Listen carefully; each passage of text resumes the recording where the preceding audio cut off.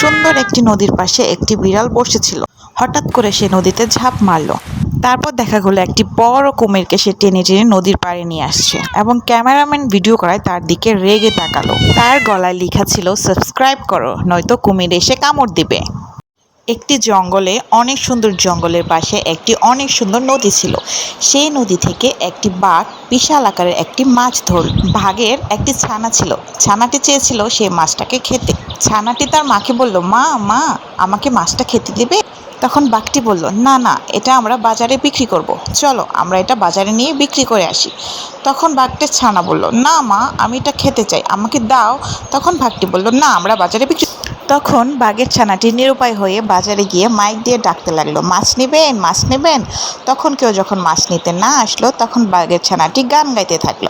হঠাৎ একটি বিড়াল কাঁধে ব্যাগ নিয়ে বাজারে আসলো বাঘের থেকে মাছ কিনতে, এবং সে মাছ পছন্দ করতে এবং সে মাছ নিয়ে তার 5 ছানাকে খেতে দিল। তার 5 ছানা ছিল। অনেকটা সময় মৎস্যকন্যা ও তার মা সাগর পাড়ে বসে বসে রোদ পোহাচ্ছিল।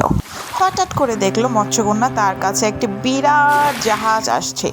দেখতে অনেক ভয়ঙ্কর। জাহাজে ছিল অনেক বড় একটা লাল বিড়াল, দেখতে অনেক ভয়ঙ্কর ছিল।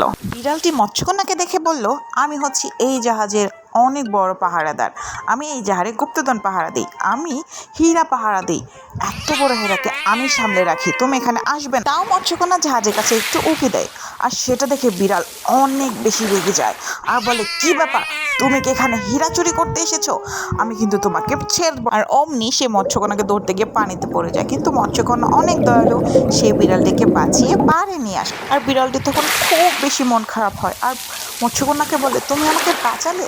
তখন মৎস্যকন্যা হেসেই বলে, হা হা করে হেসে বলল, আমি আমার বন্ধুকে বাঁচিয়েছি।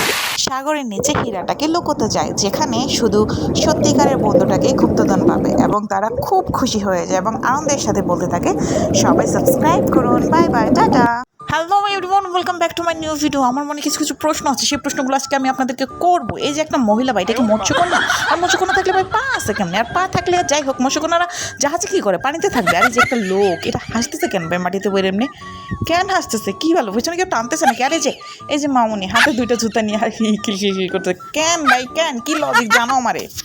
একদিন তো বাজার থেকে বাজার করে ফিরছিল, আর তখনই দাদুর সামনে একটা বড় লাল গরু এসে হাজির হয়। দাদু তো গরু দেখে খুব খুশি হয়। তারপর দেখে গরুর 2টা শিং গজাচ্ছে। দাদু তো ভয়ে একটা দয়ে দৌড়।